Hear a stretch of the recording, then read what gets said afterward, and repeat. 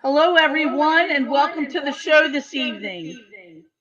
We are a little late. We have technical difficulties.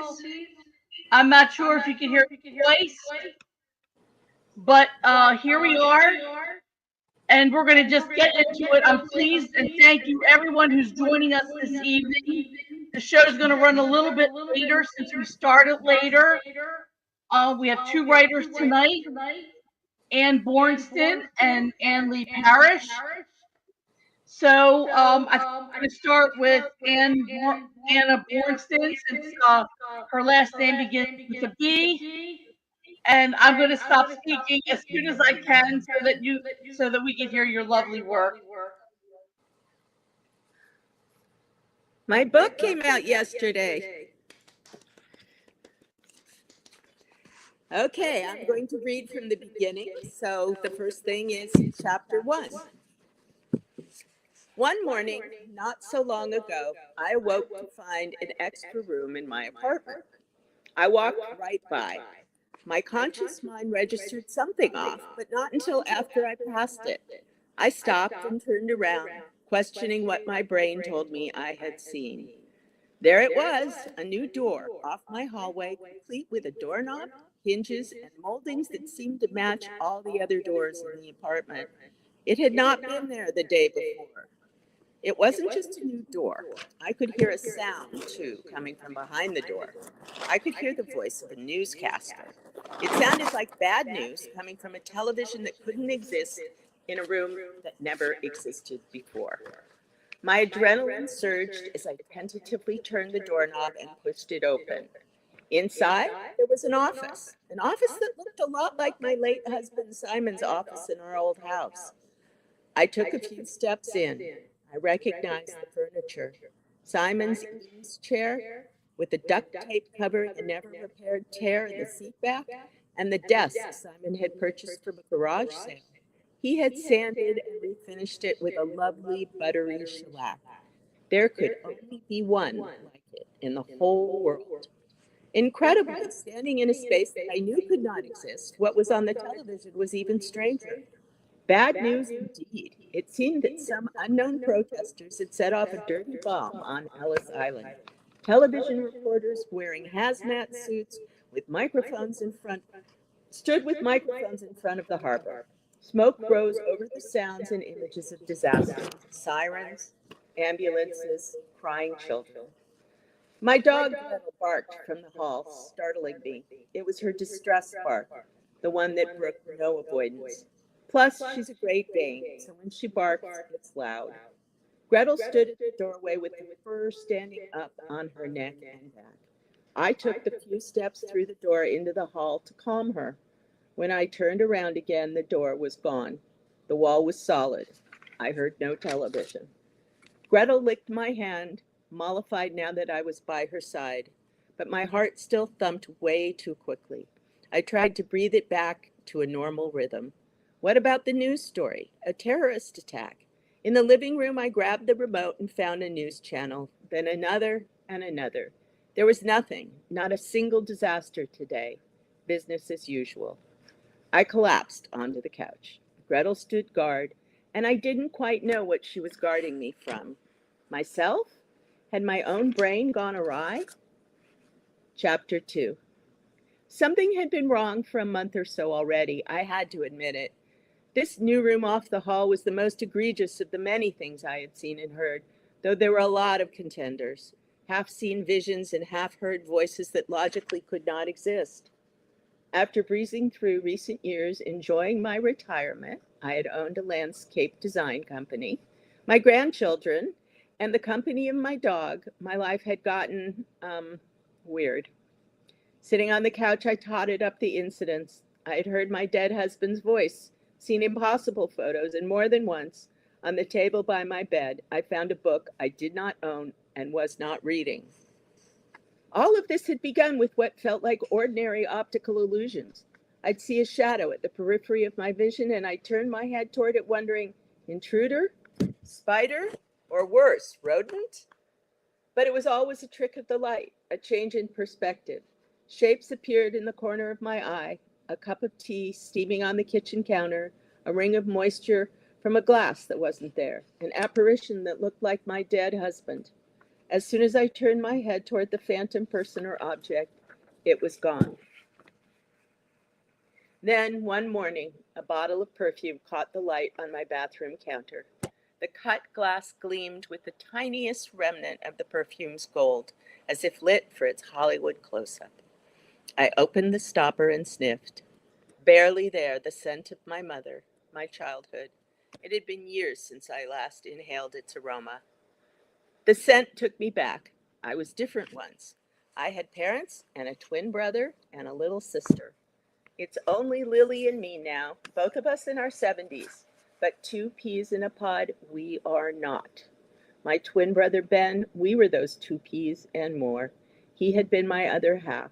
We were always Ben and Lexi, or the twins. We got along so well that in 3rd grade, when our mother arranged for us to be in different classes, I refused to go to school. Ben finally convinced me. He walked me into my classroom and promised to have lunch with me every single day. I sat down on the edge of the tub and allowed myself to remember. Ben, so clever, Ben, so kind, gone for more than 40 years, but still, he lingers in my soul. He too would be old now. He might have had his own family, a little girl of his own, a little boy he'd have taught to make the model airplanes he hung carefully from his ceiling when we were young. I smiled, but tears filled my eyes. As I tried to stop them, because what good are they anyway? I blinked, and my bathroom, well, it changed.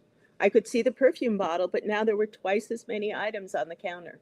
A navy washcloth, a vase with a beaded flower, and even the brand of aftershave my late husband Simon had used. I felt my heart pound, I blinked again, and my own bathroom counter was back in all its mundane glory. The next morning when I reached over to turn on the light, I saw one of those books I was definitely not reading. I had never seen it before, this large, hardbound biography of a Russian empress. Where was my mystery, the one I'd stayed up reading the night before? The comfy, predictable story set in the sweet British town with its charming, eccentric detective. Other than books about plants, I diligently avoid reading nonfiction. Maybe I'd been asleep, and that book had been part of a dream. I laughed, thinking that I might be the only person on the planet for whom it would be a nightmare to read a biography. Everyone else loves biographies. I suspected at the time, at least subconsciously, that I ought to take all these strange visions more seriously, investigate, maybe even see a few doctors. Instead, I went right along pretending my life was normal. The first of the final straws occurred on a night when I fell asleep watching television. I had wanted to laugh and must have been about halfway through the 3rd episode of a popular sitcom. I don't know if I was too tired or stressed for the humor to do its job, but I closed my eyes. When I opened them, who knows how much time later, the television spouted news. Bad news. I knew I hadn't changed the channel. I picked up the remote and pushed pause. Nothing happened. Whatever was playing wasn't streaming, it was live. A disaster on the news at some tall building in Chicago, a big tourist attraction. It was late at night, so the view was punctuated by the lights of emergency vehicles and circling helicopters. The reporter in a hazmat suit alternated between listening to her earpiece and trying to speak loudly enough into her microphone to be heard over the sirens.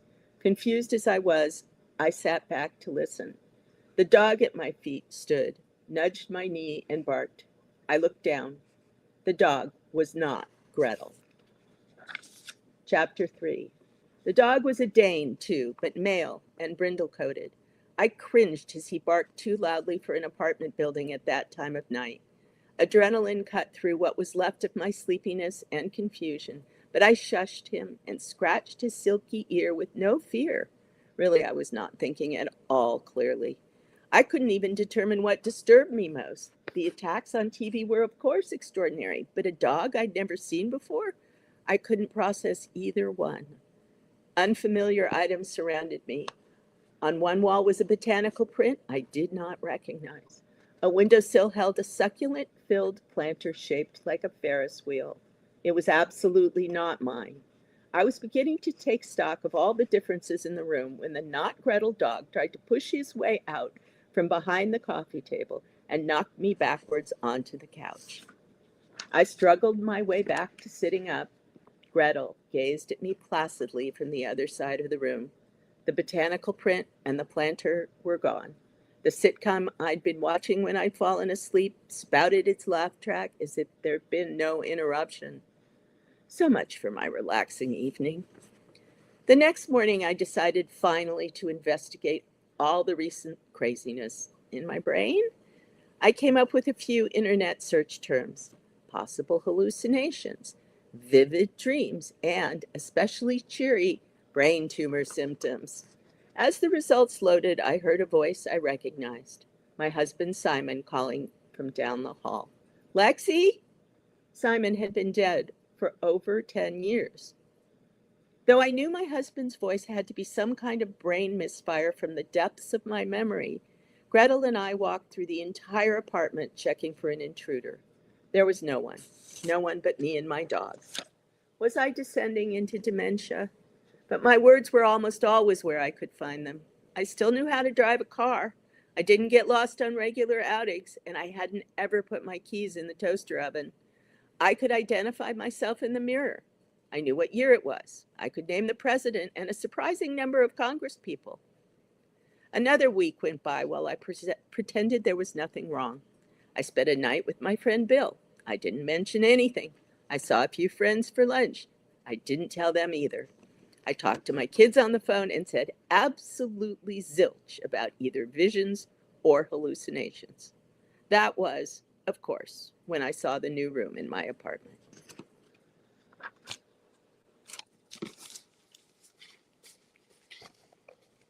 That is wonderful, wonderful, and intriguing. Thank you. Loved it. And then in the Q&A part, we will so Anne, Question. Leigh Parrish, it's your turn to read. The echo, the microphone situation solved. We were chasing our tails around here for a few minutes. Anyway, thank you for having me, and I'm here this evening to read from A Broken Window. This comes out on the 20th of this month, June 20th, the solstice. Quick check. Can everybody hear me well? Okay. So I'm just going to start at the beginning. I don't know how long I was planning to read. I'll probably go beyond the first chapter. It's not very long. The first chapter is not very long. Chapter 1. Happiness was a shock. So was knowing she belonged. It was an old house built in the 1930s. The bedroom window looked into a cherry tree whose blossoms fell like pink snow in April, Stephen said. The bathrooms had original green and white tiles. The kitchen had been updated, meaning the previous owner had a gas line installed, which Sam loved because she preferred it to electric. When she moved in, the burners were a sight. She scrubbed them clean and the rest of the house too. Stephen was a typical bachelor and didn't mind dirt and disorder. Basic maintenance wasn't on his radar either. The radiator in his study was broken, and he graded papers with a blanket draped around his shoulders. He'd applied for a research grant that would take them to Boston for the spring term. There was an obscure poet he wanted to write a book about, Clara Levy, who brought out her first volume in 1950 with a newly established press, the Hedgerow in Cambridge. Sam suggested England, or if not there, then California. She'd lived in LA for a few months, and though she was an upstate New York girl born and bred, she was tired of winter, and this one had been particularly harsh. Stephen said no. She asked why it had to be Boston. Okay, the press was there, but couldn't he get whatever he needed online? Stephen confessed his soft spot for Boston. He'd done both his undergraduate and graduate work at Harvard, so for him, it would be like going home or returning to a place he was happy, since his actual home in Crèvecoeur, a suburb of St. Louis, wasn't happy. Expanding on this, the blanket clutched and his breath visible in the chill of that room. He said it was wonderful how the word home could so easily be associated with happiness. His right eye had a difficult sty on the lower lid, a condition he was prone to. His beard, coming in thicker every day since he stopped shaving, was ginger. The hair on his head was brown. He was 6 feet 4 inches tall, which made plane travel uncomfortable and a California king-sized bed necessary. Alcohol was consumed daily, but in moderation. Cigarettes were avoided altogether, and he never exceeded 2 cups of coffee a day. Sugar intake was strictly limited, as was salt. He had a passion for reggae and the work of Juan Miró. The stained glass of medieval cathedrals sometimes crept into conversation when his mood was quiet, and he reminisced about traveling in Europe when he was young. What made him wonderful, even extraordinary, was that he believed in her, asked little of her, and was delighted by her presence in his life. His zeal helped her overcome the feeling that they were a cliché, the professor who fell for his student, risky behavior in this Me Too climate. She worried what his colleagues might think, and he said no remarks had been made. That seemed unlikely since he described the English department as close-knit, except for the adjuncts who kept to themselves. The hierarchy was entrenched, and their low status meant a lack of security and low pay. That fall, all her classes were taught by them, the best of whom was Professor Morris, seated behind her wobbly desk up front, guiding their discussion of Paradise Lost. When Professor Morris ended Sam's reverie by asking if anyone had any questions, Sam raised her hand.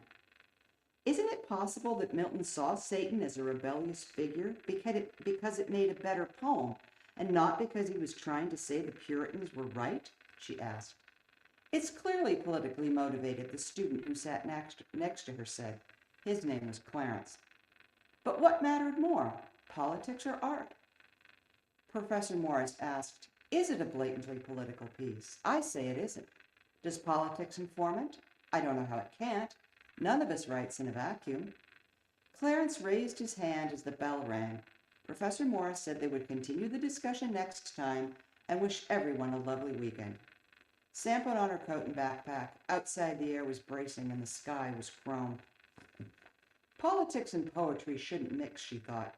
She was certain that Milton was just making people think about human nature, not the specifics of the world they lived in. She was halfway through her sophomore year. At first, she loved being in a serious atmosphere, but she was tired of how people pulled poems apart and approached them mechanically. Then there was the whole discussion of what you could or couldn't say depending on your race and gender. Sam once suggested that woke thinking amounted to censorship and was treated badly by several students. She pushed back. The discussion then turned to the value of sensitivity readers. Sam said they weren't necessary and that if you didn't know how to write without using stereotypes, you should hang up your laptop. Eventually, she was given some ground because she was older than her classmates, who regarded her as an oddity, a 30-something trying to find herself after other pursuits had failed. The professors didn't care about her age, only about how well she took criticism. She took it better than she once did, but she still tended to get flustered. One day, a fellow student whom Sam described to Stephen as a beanpole, because he was tall and so skinny his collarbones protruded, asked what she was trying to convey with the phrase, the rich, wet vein descending from heights we stood on once. She said the image just came to her, and she gave it words. Beanpole didn't like that answer and said it was fine to write from one's gut, as it were, but there had to be an internal logic that let another person connect. Sam said she didn't know how anyone else would connect with her work. It was a gamble, a chance she always had to take. She said poems weren't recipes, were they? Here, Professor Barnes, whom Sam didn't like nearly as well as Professor Morris, jumped in and said in any kind of writing you had to put yourself in the reader's shoes and see your work through their eyes and determine where they might get lost. Sam then asked Beanpole if he got lost in her poem, that is, if he were confused. He said not really. He knew what she was driving at. The professor asked him to say what that was, and he suggested the vein Sam referred to as love itself, or the experience of love. See, you got it, Sam said, then laughed. Beanpole looked at her skeptically, but accepted her invitation for coffee after class. She didn't want any hard feelings. The content courses were harder. She'd taken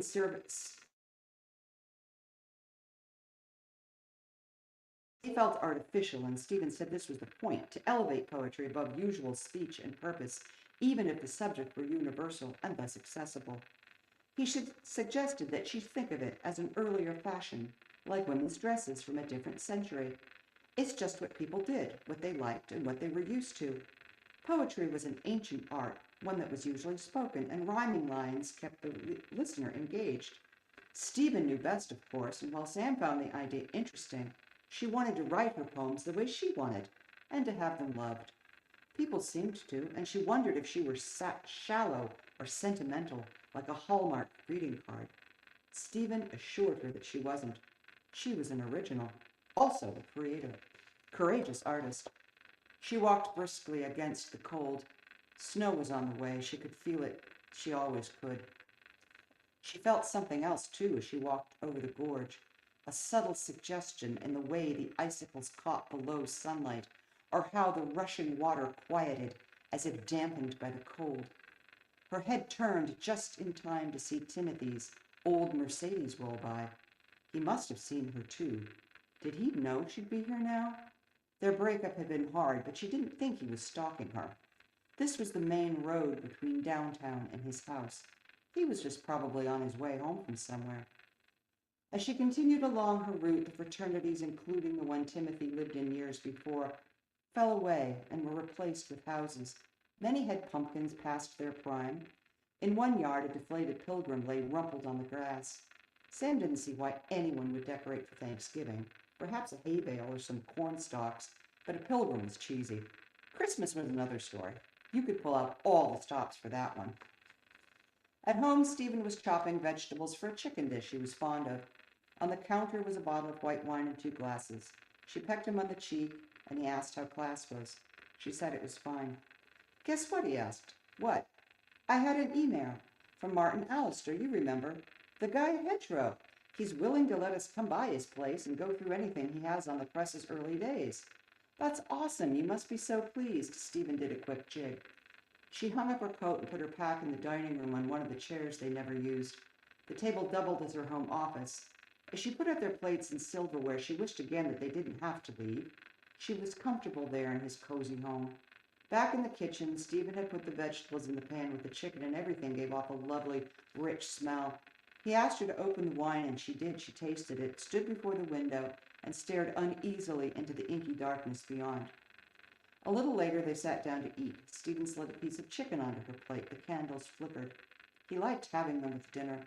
The shutter slats were closed. They didn't go with the style of the house. Neither did the wallpaper in the powder room. The original owner's wife had once worked in publishing, and the book jackets of her firm's most popular titles had been haphazardly glued everywhere, even on either side of the mirror. I can't wait to show you Cambridge, Stephen said. Will it be cold? Until April, possibly May. That doesn't sound too great. Same weather as here. You should be used to it by now.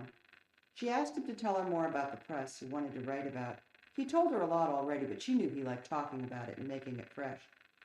Edith Allister was a trailblazer, he said. She bought a bookstore in Harvard Square, then set up the press. The first book she brought out was by a lesbian in 1949. Can you imagine? That took courage. I'm trying to track it down, the book I mean. It was a tiny print run. What's it called? You Forever by Laura Brown. He explained that the son, Martin, didn't know how to find a copy, and Stephen had been hunting everywhere online. Well, if you do find one, I bet it will be expensive, Sam said. Stephen agreed. He tried to find information about the author, but had no luck there either. It's still in business, right? She asked. The press, sure, but they haven't published poetry for years. They moved to fiction, then nonfiction, and now it mostly brings out academic works. They could publish you. The press publishes a book about itself. Why not? Well, strictly speaking, there's no reason it couldn't, but I'd like a wider audience, and that means a university press. I'm hoping Dunstan will take it. Would it publish one of its own?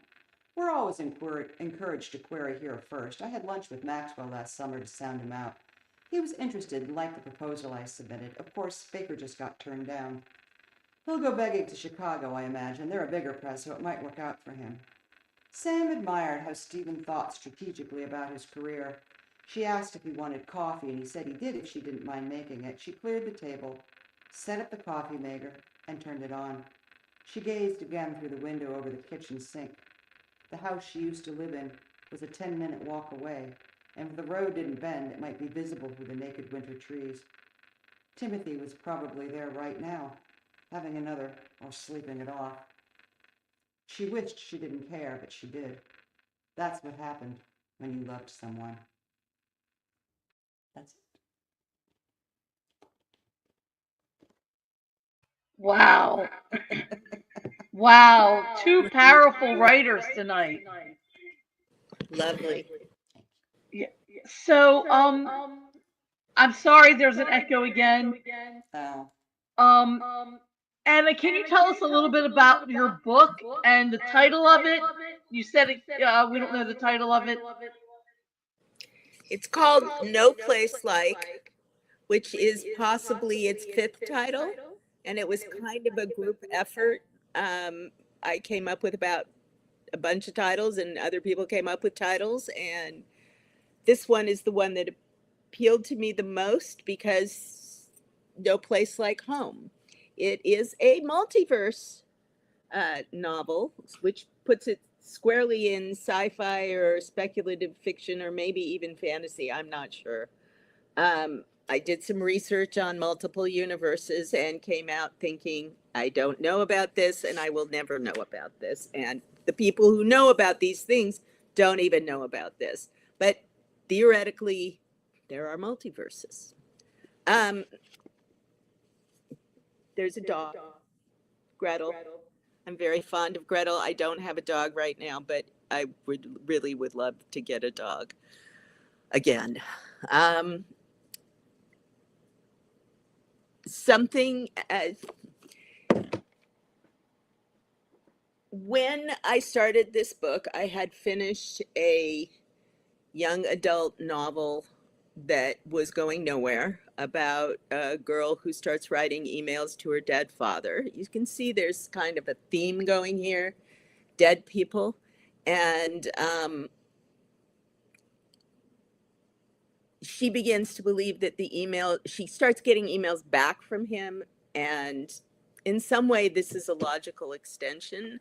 My stepfather passed away very suddenly right before I started this book. And one of the ways in which I comforted myself was to think that I had just, or he had just wandered into the wrong universe. And we were, now fated to live not in the same universe because he was gone in this one. And that gave me the idea of, what would happen if you could go to a universe where everyone who you loved was still alive and that was normal. Well, it's very intriguing what you have written so far. And Anne, Leigh, talk about your book, the title of it, and also, obviously, there's something between the woman character and Sam and the character, but there's also something that's missing. So can you talk about that a little? Okay, so the title, The Fact of a Broken Window, or The Event of a Broken Window, is a pivotal moment in Sam's early life. She is struggling with a great deal of, I don't want to say repressed trauma, but she had a horrible childhood. And this book is her journey trying to work herself out of that by writing poetry. Um, the characters in this book, as well as the woman that her professor slash boyfriend is researching, are all fictional characters that I'm recycling. Edith Allister had been Edith Sloan, and she's been in 2 books of mine, An Open Door and The Hedgerow. I'm just finishing novel number 3 about her. So these people are all, they had been 2 different groups of characters, and I thought, let's bring them all together. And, her stories are set back in 1948, 1950. This is current. The other personal note that I bring to this It's probably not a big surprise if I were to say I come from an academic family. My father was a professor of English literature at Cornell, and the house that Stephen is living in was the house that my father lived in with his second wife, right down to the book cover jackets that were all over the bathroom, because his second wife had worked in publishing in New York City after she graduated from Cornell University, before she married and lived on Long Island. So it's a book about this sort of stuffy academic guy. That line Stephen knew best, of course. Sorry, I almost choked when I wrote that. And I thought, no, and just, sitting there and grading his blue books, and that's very reminiscent for me. But yeah, so this is the story about this young woman working her way through trauma. She's out of this horrible relationship, and she's in this other one. She wants this new one to work, but I don't know. You can probably sense it's not going to be so easy. Yes, definitely something is missing. Yeah. Yeah. But also very intriguing. At first, I thought you were going for metafiction, be, or some kind of what is it?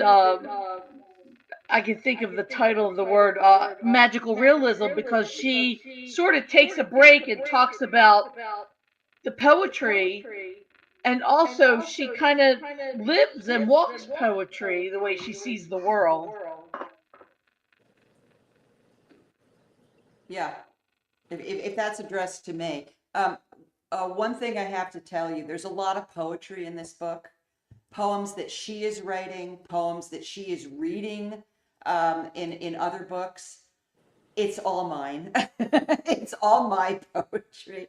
And I sort of thought when I was doing that, is that cheesy? Is it not cheesy?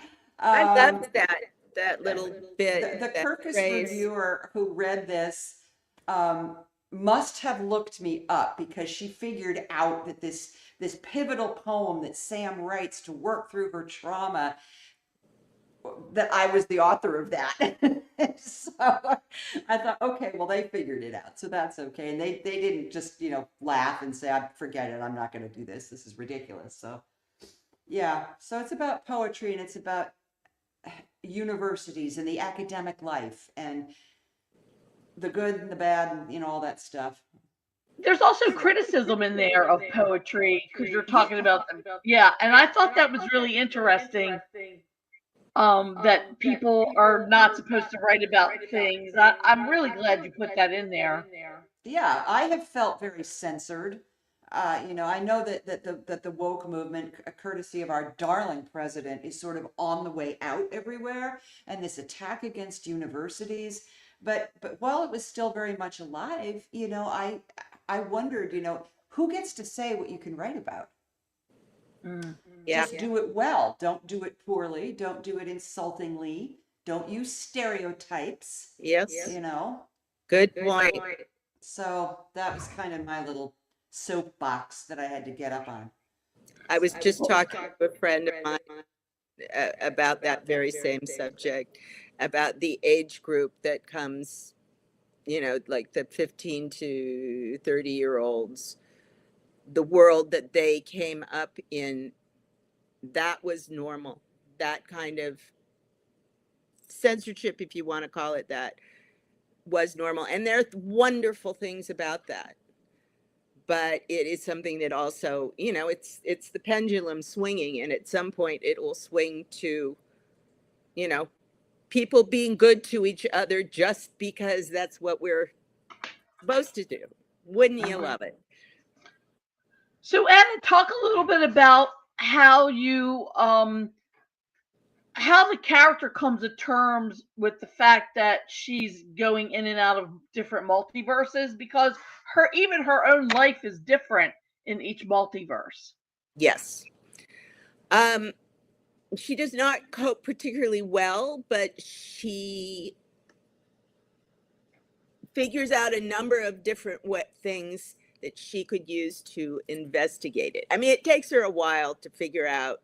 I mean, she has to be confronted with actual dead people sitting in her apartment. chatting like there was nothing wrong to even figure out what might be happening. I mean, there's three choices as she sees it. One, she's in a coma and this is all a dream. Two, it's just a regular dream. And for whatever reason, it's happening, you know, more frequently than it should. And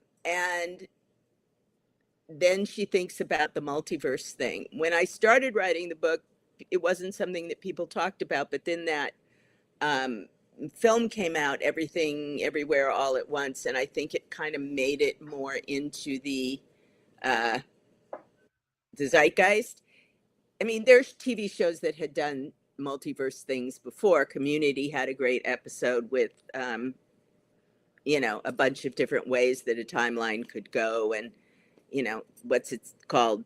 Rick and Well, Morty there's does everything. the Spider-Man movie with the Spider-Man with the multiverse. Right, right. I have to admit, I have not seen a lot of superhero movies recently, but it takes a while for it to get into her head that this might be what is happening, and it's so unbelievable that she doesn't necessarily trust this conclusion. So a lot of it is her, you know, basically having arguments with herself constantly about what actually is happening and who she can tell. I mean, she eventually tells her kids. She doesn't want to tell her boyfriend because she knows instinctively that he will think she's out of her mind, and that most people will think that she's out of her mind, and she doesn't want to spend the rest of her life being a kook. Mm-hmm. So, and with your character, what is the importance of the press and the first and publishing the first lesbian writer back in 1949? What is the importance of that to your book? Well, here's the thing. They in the book as we go forward. Um, okay, so her boyfriend Stephen, the professor, has reached out to this publisher's son, who's now a gentleman in his early 70s, and he is still living in the apartment that his mother lived in when she was running the press. He is gay. And he talks a little bit about what it was like to grow up in the 1950s in the United States being gay and yeah. all that kind of thing. Turns out that the mother was not quite as much of a trailblazer. She did publish this one book by a lesbian author, but she didn't publish anymore by people who were, you know, lesbian or gay. So there's that side story. But the real point of that is that Sam forms a very good, healthy friendship with this older man, and he kind of helps her, you know, and says, you know, he's there for her. He's a sounding board, not in an overt way, but she draws a lot of confidence from him. And she needs that because she's not getting any of it from Stephen. He's not helping her. You know, he's totally got the blinders on. He's got to do his research. He kind of figures, yes, she's my girlfriend, but she's also sort of my secretary and my gopher and my housekeeper and my cook and my maid and all that nonsense.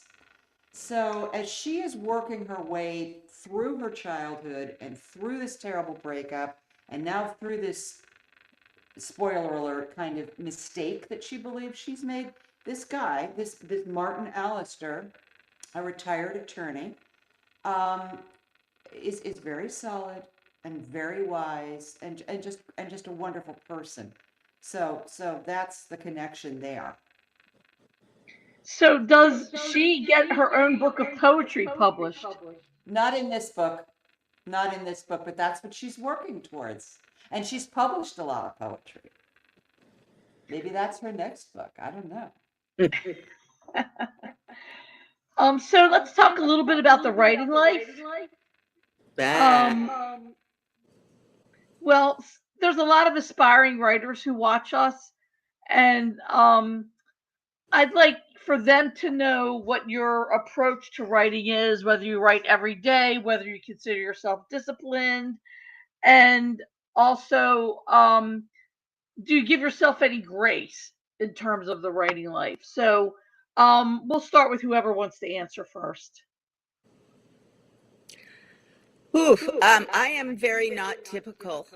Um, I used to be a sound editor in the movie industry. I studied film in college, even though it wasn't a major back then. That's how old I am. And I always wanted to write. I wrote stories when I was 9 years old. I put my model horses, you know, those big plastic things, into all kinds of scenarios. I had casts of characters, the whole thing. And then I got the film bug and the writing sort of went away. I mean, I wrote a ton in college. I figured at one point that I was writing 75 pages a semester in just papers.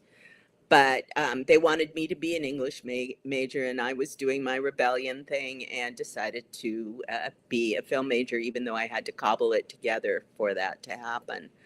Um, then I worked in the film industry until I had children. And once I had children, it became backtrack. I have a very, very fast brain, but it doesn't hold on to anything.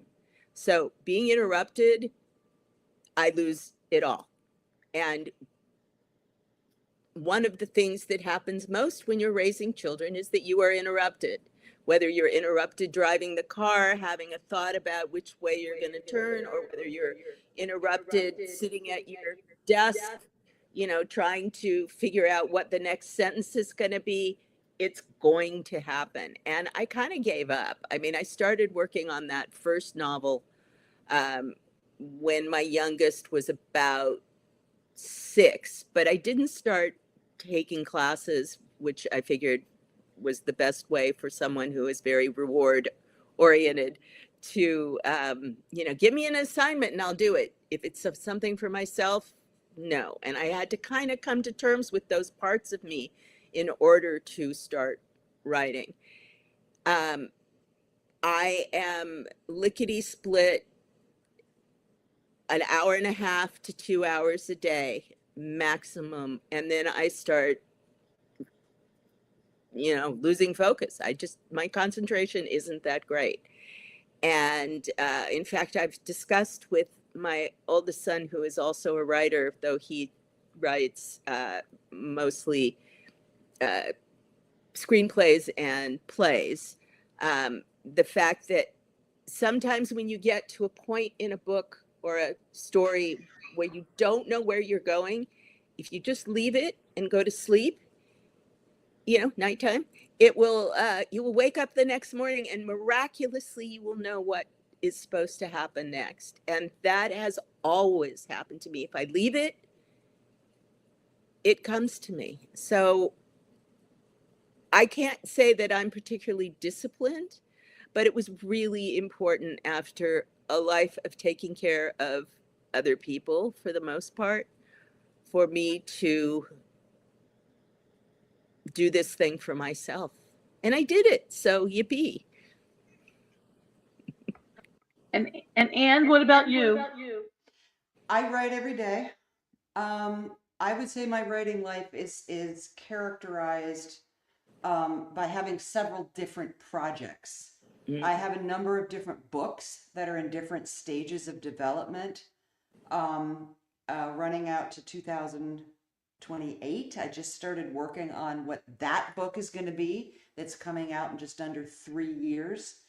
Wow. So when I get frustrated, and I get frustrated a lot, when I run up against a wall, I put something down and I go work on something else, and then I sort of go round robin. So I've always got all these things I'm juggling, and that keeps me fresh.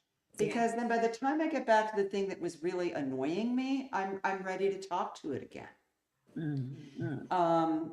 But yeah, so that's how I do it. I've been doing this a long time. I've been doing this for 40 years. In September, I was realizing that. Now, it took me a long time to get published. I started writing short stories, and that's all I wrote for a long, long time. I started writing when I was 27. I didn't publish my first novel until I was 56 years old. It was all short stories, a couple of collections, but just, 60, 70, 80 published short stories. It just, Wow. that's all I was doing. So that was another big seminal moment that characterizes my writing life. And then 7 years ago, I started writing poetry in 2018. So I brought that in. And that's great fun to go fiction, poetry, fiction, poetry. So that keeps it fun too. Variety. I need a lot of variety to keep engaged.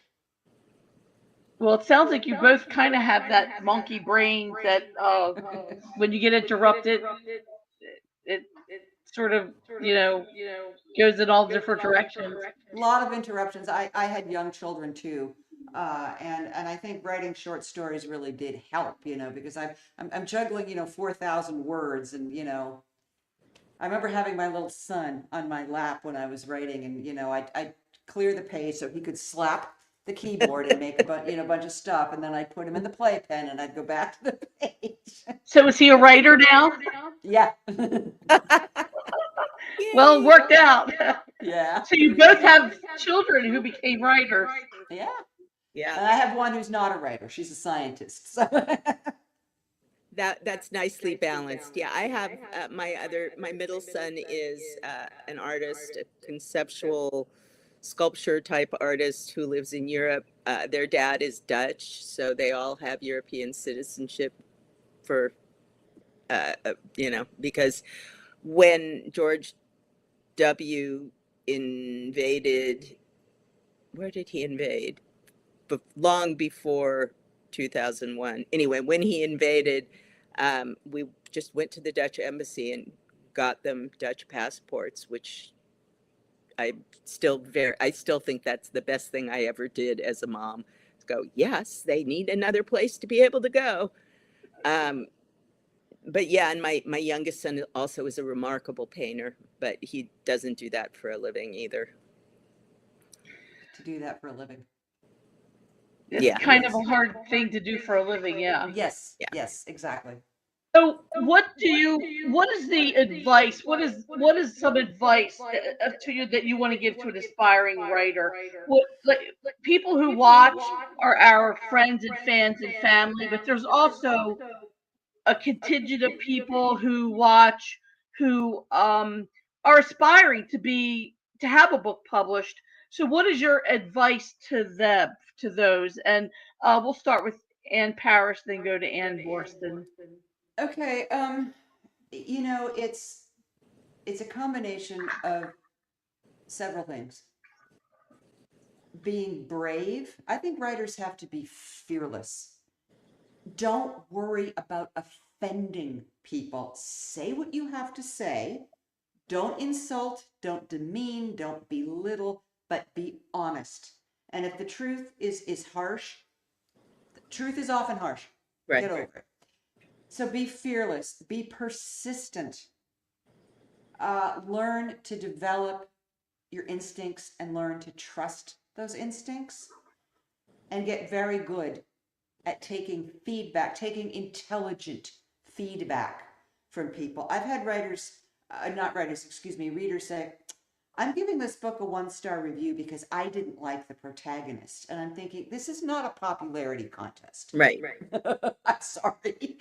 No, she's not a nice person. She's a pain in the butt, but she is the person I wrote about. But so that kind of feedback you don't listen to. But if people are giving you solid feedback, learn from it. And read everything, use everything, and develop your art. Work very hard. That's what I say. Anna? I think that it's really important that people try different structures that might or might not work, and they should be prepared for, I'm not a morning person. The idea of me getting up at 8 a.m. and hitting the computer, it would be gibberish. It just wouldn't happen. My best time is between about 3 and 8 at night. which is incredibly inconvenient when you're raising children or basically living any kind of life. But that's when I'm best. I'm also a person who I love editing. I hate the writing. I love the editing. I know I'm in a minority, but I know there are also people who do what I do. I think it's just a question of finding out what works for you as a person with a brain. How does your brain express itself best?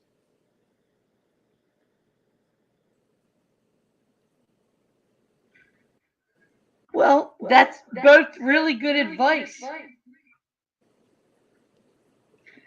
We're running a little bit over, but I want to let everyone know. I am so sorry about the echo, but our next stream reading is June 25th. Hopefully, we will not have technical issues then, like we did this evening. Oh, yeah. I want to thank everyone for their patience. For some reason, we couldn't get the mics to work, and then they could hear each other, but I couldn't hear them. And unfortunately, tonight we couldn't broadcast onto Instagram, but hopefully, we'll be back to our usual program next week on the 25th. So, thank you all for joining. Thank you, Leigh Parrish and Anna Boorstin. Your books are both incredibly intriguing, and both of you are inspiring as writers, and your work is inspiring as well. So, thank you for joining us. Thank you. Thank you for hosting. Oh, and I want to let everyone know that these books are available for sale on the Unsolicited Press's website, but also where good books are sold anywhere. Barnes and Nobles, Amazon, wherever you buy your books, Goodreads, Bookshop. Yeah. All right. So thank you all. Thank you. Ciao.